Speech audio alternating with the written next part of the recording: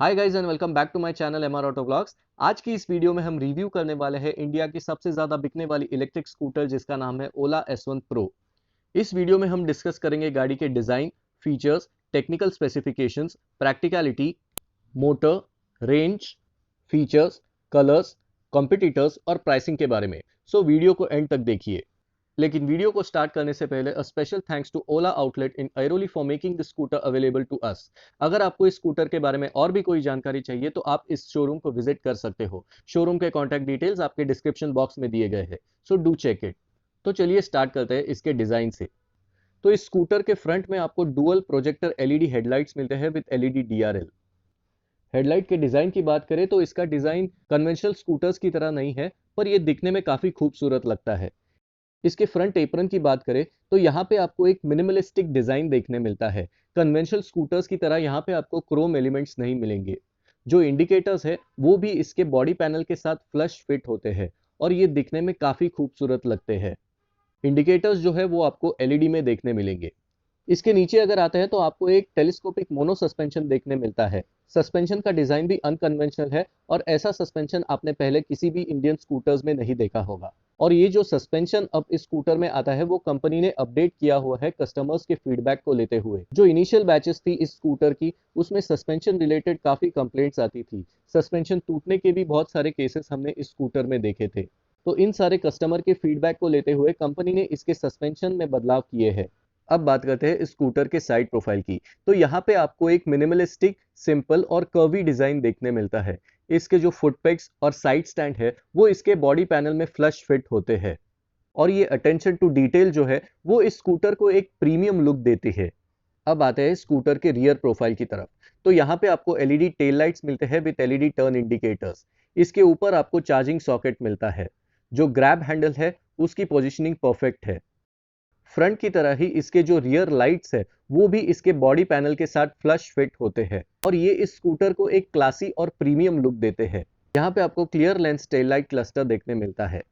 इसके charging socket के lid के ऊपर आपको S1 प्रो की बैजिंग मिलती है। इसे ओपन करने के लिए आपको दिए गए TFT स्क्रीन से आप इसे ओपन कर सकते हैं। अब बात करते हैं इस स्कूटर के फीचर्स के बारे में। तो इसका जो इंस्ट्रूमेंट कंसोल है वहां पे आपको फुल्ली डिजिटल TFT स्क्रीन देखने मिलती है। इसमें आपको स्कूटर रिलेटेड सारी इंफॉर्मेशन देखने मिलेगी। इसके अलावा इस स्कूटर में आपको navigation, proximity lock, hill hold, riding modes, reverse mode, brake energy regeneration, keyless operation, OTA updates, cruise control और इनबिल्ट म्यूजिक सिस्टम जैसे कुछ फीचर्स मिलते हैं। स्विच गियर की बात करें तो स्विचेस की क्वालिटी अच्छी है। एक जो इशू हमें इसके स्विच गियर में लगा, स्पेशली इसके लेफ्ट साइड वाले स्विच गियर में, वो है इसकी प्लेसमेंट। इसके हॉर्न और इंडिकेटर्स के बटन जो है वो इसके हैंडल बार से हमें थोड़े दूर लगे और आपको इससे यूज टू होने में थोड़ा टाइम लग सकता है। अब बात करते हैं इस स्कूटर के टेक्निकल स्पेसिफिकेशंस के बारे में। तो इस स्कूटर का कर्ब वेट है 125 kgs। इसमें आपको 792 की सीट हाइट मिलती है। ग्राउंड क्लियरेंस की बात करें तो इसमें आपको 165 का ग्राउंड क्लियरेंस मिलता है।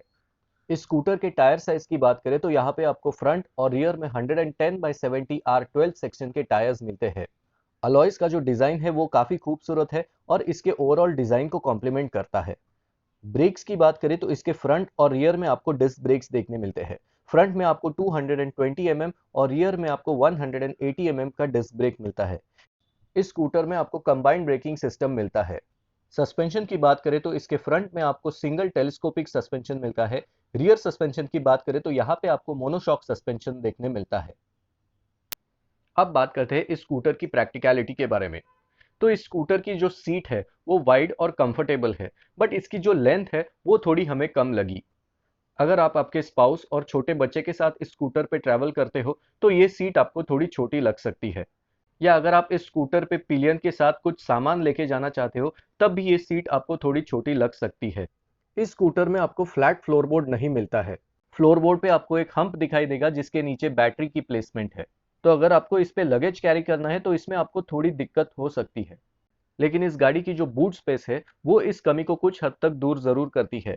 इस स्कूटर में आपको 36 लीटर्स का क्लास लीडिंग बूट स्पेस मिलता है। रेक्टेंगुलर शेप्ड बूट आपको इसमें मिलता है जिसकी वजह से आप इसमें ज़्यादा से ज़्यादा सामान रख सकते हो। अब बात करते हैं हमारे राइड एक्सपीरियंस की। तो हमने इस स्कूटर को चला के भी देखा और हमने ये नोटिस किया कि स्कूटर का जो परफॉर्मेंस है वो ज़बरदस्त है। जैसे ही आप इसके थ्रॉटल को ट्विस्ट करते हो ये स्कूटर भागने लगती है। और क्योंकि ये एक इलेक्ट्रिक स्कूटर है, इसमें आपको इंस्टेंटेनियस टॉर्क मिलता है। वैसे टॉर्क की बात करें तो इसमें आपको 58 न्यूटन मीटर्स का टॉर्क मिलता है। मोटर की बात करें तो इसमें आपको 5.5 किलोवाट की मोटर मिलती है। बैटरी की बात करें तो इसमें आपको 4 किलोवाट आवर की बैटरी मिलती है। इस स्कूटर में आपको 4 राइडिंग मोड्स मिलते हैं: इको, नॉर्मल, स्पोर्ट्स और हाइपर मोड। इसके नॉर्मल मोड में भी ये स्कूटर अच्छा परफॉर्म करती है। अगर आपको ये स्कूटर सिर्फ एक कम्यूटिंग पर्पस के लिए लेना है तो इसका normal mode more than sufficient है। ये मोड आपको परफॉर्मेंस और एफिशिएंसी का ऑप्टिमम बैलेंस प्रोवाइड करेगा। लेकिन अगर आपको ज़्यादा पावर की रिक्वायरमेंट है तो आप इसके स्पोर्ट्स मोड में शिफ्ट कर सकते हो। इस मोड में जो है आपको थोड़ी ज़्यादा पावर मिलेगी। जो एक्सेलरेशन है उसमें आपको डिफरेंस पता चलेगा as compared to the normal mode. लेकिन जो रेंज है स्पोर्ट्स मोड में आपको नॉर्मल मोड से थोड़ी कम मिलेगी। लेकिन इस स्कूटर का सबसे एक्साइटिंग मोड है इसका हाइपर मोड। इस मोड में ये स्कूटर एक रॉकेट की तरह चलती है। लेकिन क्योंकि इस मोड में आपको ज़्यादा पावर मिलती है, रेंज थोड़ी आपको इसमें कॉम्प्रोमाइज़ करनी पड़ेगी। इस स्कूटर की top speed 116 kilometres per hour की है। इस स्कूटर की क्लेम्ड रेंज है 181 kilometres on a full charge. आप रियल वर्ल्ड में अराउंड 140 टू 150 किलोमीटर्स एक्सपेक्ट कर सकते हो, which is a good range. अब बात करते हैं इस स्कूटर के राइड एंड हैंडलिंग की। तो इस स्कूटर की हैंडलिंग जो है वो कॉन्फिडेंस इंस्पायरिंग है।